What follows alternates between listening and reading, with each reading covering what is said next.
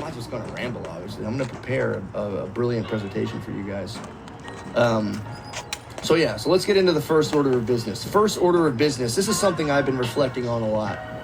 It is leading a family as a father, which I'll tell you, it's not easy at all, especially if you're kind of like helplessly floating through life alone, and then all of a sudden you have to lead a family. That's been really difficult, man, because here's the thing. This is kind of my problem with it, is that girls are awesome, totally kick-ass. I truly am not being a dick. I really love them to death. I think they are essential, but you need to deal with girls. And when you marry a woman, you have to then take these, like, you don't realize it, but two people are moving through life, like, with all of the force in their mind, body, and soul kind of entrenched in the way they're doing things.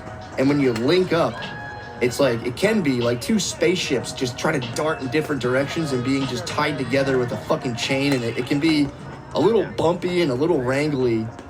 And so I've often consulted the wisdom of the internet for, like, dude, like, what's going on? Am I doing this right? Am I fucking this up?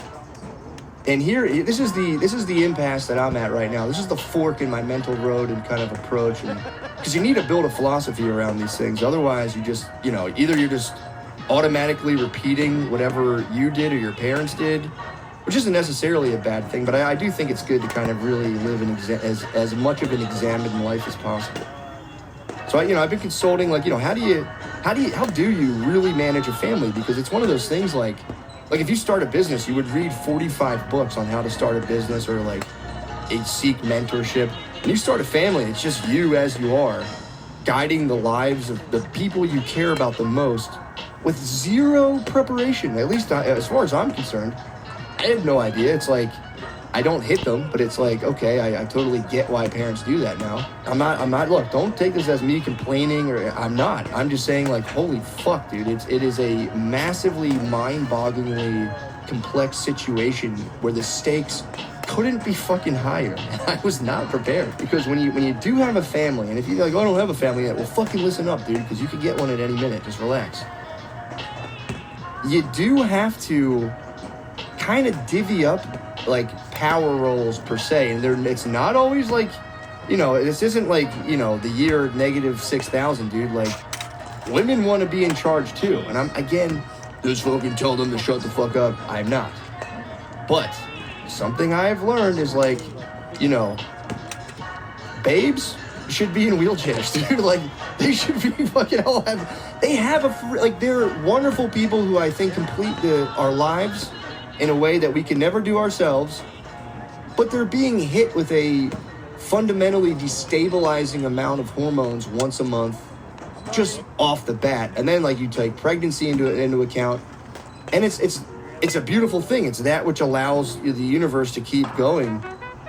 But there's some times where we're trying to make decisions, and it's just, and again, obviously there's the flip side of this. I get it. I'm not saying, girls drool, boys, I please don't think this is what I'm saying. All I'm saying is, when you're leading a family, I'm really dancing around this. When you're leading a family, there are times as a man and a father, and I'm not trying to, like, pumped up or, like, rally the troops on this. I'm just saying, I've learned painfully, because I don't like to do this, where you have to just stop and be like, I'm the boss. And it feels terrible, but you do have to do it. So when I watch these, like, you're not going to be able to fucking run a family with thinking like that. What I found is, obviously you get a babe, you take all of her flaws in, she takes all of your flaws in. And at the end of the day, like, you have to be equals, but also you have to be daddy. And it brings me no pleasure. Maybe it brings me a little bit of pleasure, but every now and again, you have to be daddy. And it's like the weirdest thing, because, like, you can argue, you can nitpick this, and, well, I think this, I think that. And every now and again, you got to get into daddy mode, dude. And it's like, you start to develop kind of a sixth sense as a man and a father. I actually kind of love saying that. As a man and a father, to when you go, okay, the wheels are coming off this thing. I see it. They're not off. They're wobbling. They've been wobbling for a couple days, and you got to go. Never right before bedtime either. Then you got to go, hey, to talk to you real quick, and just go full fucking daddy mode. And like, God damn it, I can't start out like this. But that's something I've been learning. If you're dating somebody seriously, if you're looking to date, please, for the love of God, keep the final objective in mind. I had to usher a girl into womanhood, dude. My God, that's a thing in and of itself. I'm not going to go into details.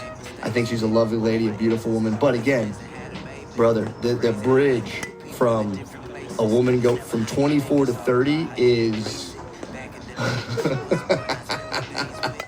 it's like being...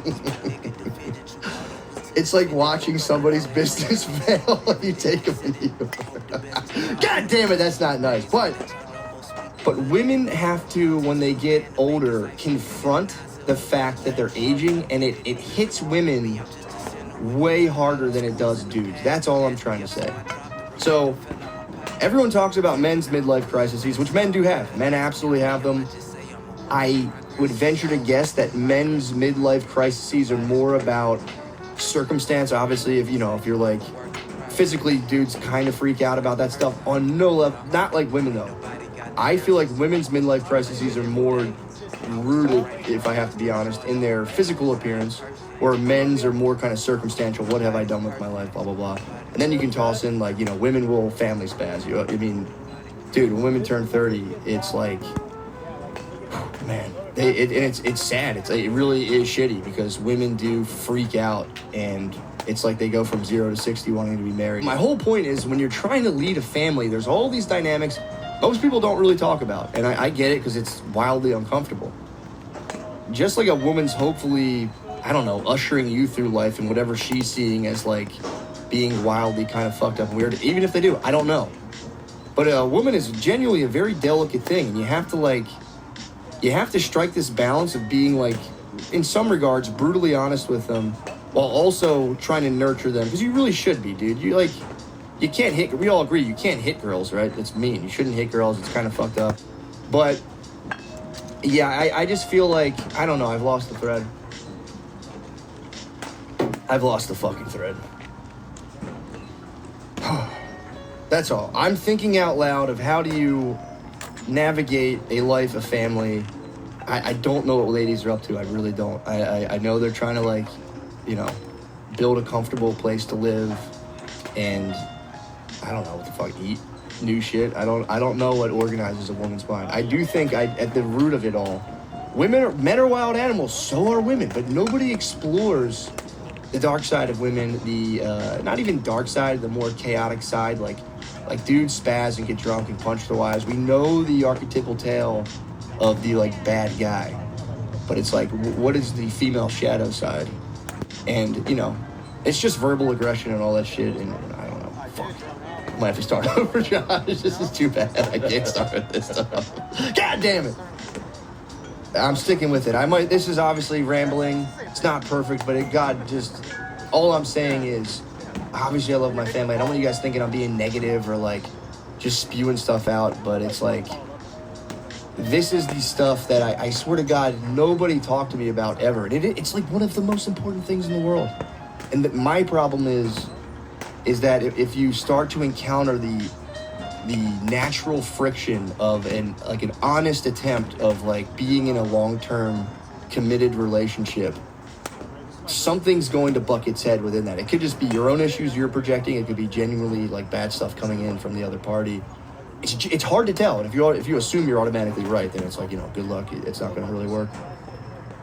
But the problem is people go to the sources they get online, I think are very bad and like borderline satanic, of like trying to like use numbers to assess I get it, dude. Time out. Does that sound insane? No. All right. People want to hear this stuff from you. True. You're right. Time back in. You know what, dude? It's inescapable. Do whatever you want.